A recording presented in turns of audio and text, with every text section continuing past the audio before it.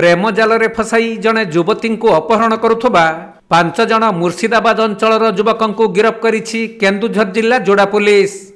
ତେବେ ଯୁବତୀଙ୍କୁ ବିବାହର ପ୍ରତିଶ୍ରୁତି ଦେଇ ଜଣେ ଯୁବକ ପ୍ରଥମେ ପ୍ରେମ ଜାଲରେ ଫସାଇଥିଲା।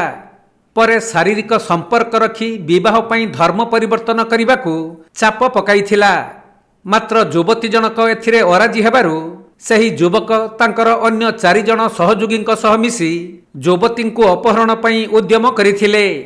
ଏହି ଘଟଣାରେ ଯୋଡ଼ା ଥାନା ପୁଲିସ ତଦନ୍ତ କରି 5 ଜଣଙ୍କୁ ଗିରଫ କରିଛି।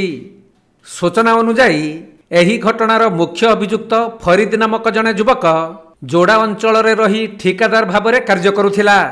ପରେ ସ୍ଥାନୀୟ ଜଣେ ଯୁବତୀଙ୍କୁ ପ୍ରେମ ଜାଲରେ ଫସାଇ ଦୀର୍ଘ ଦିନ ଧରି ଶାରୀରିକ ସମ୍ପର୍କ ରଖିଥିଲା। ଆଉ ଧର୍ମ ପରିବର୍ତ୍ତନ କରି ଯୁବତୀଙ୍କୁ ବିବାହ କରିବ ବୋଲି କହିବାରୁ ଯୁବତୀ ଜଣକ ସେଥିରେ ଅମଙ୍ଗ ହୋଇଥିଲେ। ତେଣୁ ସେହି ଯୁବକ ଫରିଦ ଓ ତାର 4 ଜଣ ସହଯୋଗୀ ଶହୀଦୁଲ, ଦିଲଦାର, ଜମାଲ ଶେଖ ଓ ସଫିକୁଲ ଶେଖ ଯୁବତୀଙ୍କୁ ଅପହରଣ କରି ମୁର୍ସିଦାବାଦ ନେଇଯିବାକୁ ଉଦ୍ୟମ କରିଥିଲେ। କିନ୍ତୁ ଯୁବତୀ ଜଣକ ପାଟି କରିବାରୁ ଲୋକମାନେ ଜମା ହୋଇଯାଇଥିଲେ। ଏହା ଦେଖି ସେହି ଅଭିଯୁକ୍ତମାନେ ଯୁବତୀଙ୍କୁ ଜୀବନରୁ ମାରିଦେବାର ଧମକ ଦେଇ ସେଠାରୁ ପଳାଇ ଯାଇ ଯୁବତୀଙ୍କର ଅନ୍ତରଙ୍ଗ ଭିଡ଼ିଓ ସାମାଜିକ ଗଣମାଧ୍ୟମରେ ପ୍ରଘଟ କରିଥିଲେ।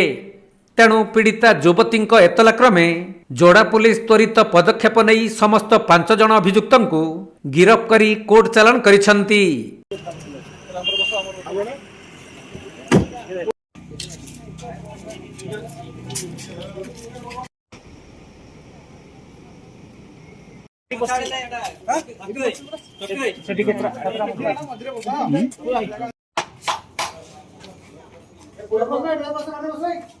କେନ୍ଦୁଝର ଜିଲ୍ଲାରୁ ଦୀପେଶ କୁମାର ବେହେରାଙ୍କ ରିପୋର୍ଟ, କୋଣାର୍କ ଲାଇଭ୍।